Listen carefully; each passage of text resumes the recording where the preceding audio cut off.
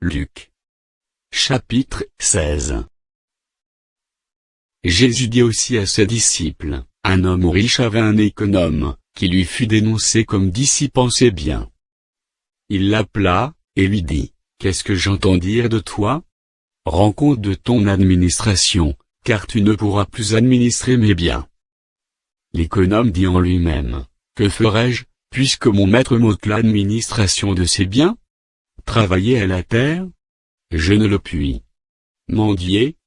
J'en ai honte. Je sais ce que je ferai, pour qu'il y ait des gens, qui me reçoivent dans leur maison, quand je serai destitué de mon emploi. Et, faisant venir chacun des débiteurs de son maître, il dit au premier, combien dois-tu à mon maître? 100 mesures d'huile, répondit-il. Et il lui dit, prends ton billet, assieds-toi vite, et écris 50.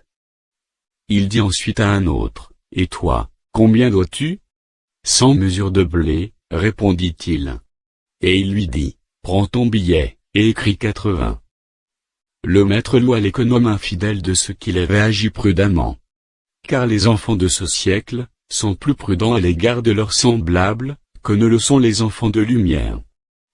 Et moi, je vous dis, faites-vous des amis avec les richesses injustes, pour qu'ils vous reçoivent dans les tabernacles éternels, quand elles viendront à vous manquer.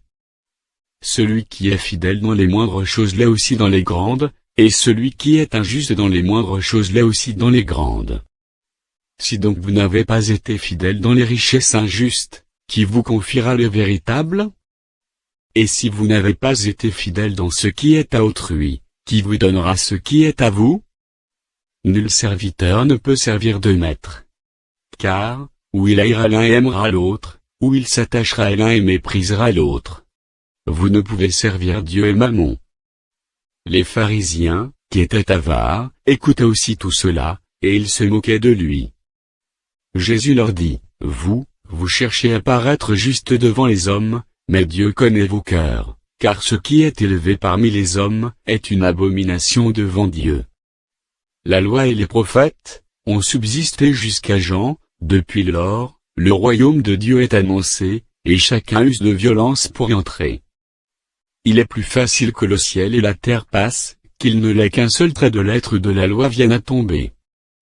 Quiconque répudie sa femme, et en épouse une autre, comme un adultère, et quiconque épouse une femme en répudiée par son mari, comme un adultère. Il y avait un homme riche, qui était vêtu de pourpre et de fin lin et qui chaque jour menait joyeuse et brillante vie. Un pauvre, nommé Lazare, était couché à sa porte, couvert d'ulcères, et désireux de se rassasier des miettes, qui tombaient de la table du riche, et même les chiens venaient encore lécher ses ulcères. Le pauvre mourut, et il fut porté par les anges dans le sein d'Abraham.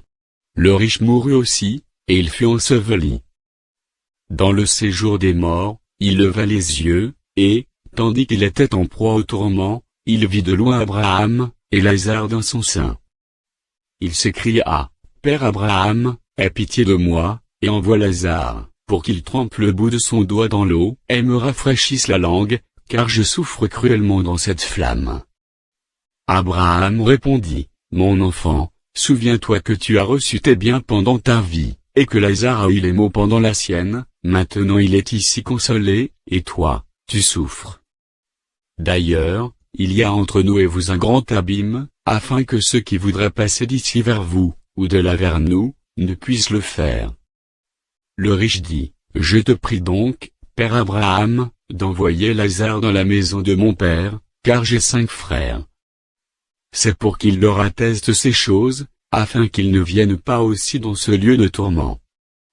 Abraham répondit, Ils ont Moïse et les prophètes, qu'ils les écoutent. Et il dit, Non, Père Abraham, mais si quelqu'un des morts va vers eux, ils se repentiront. Et Abraham lui dit, S'ils n'écoutent pas Moïse et les prophètes, ils ne se laisseront pas persuader quand même quelqu'un des morts ressusciterait.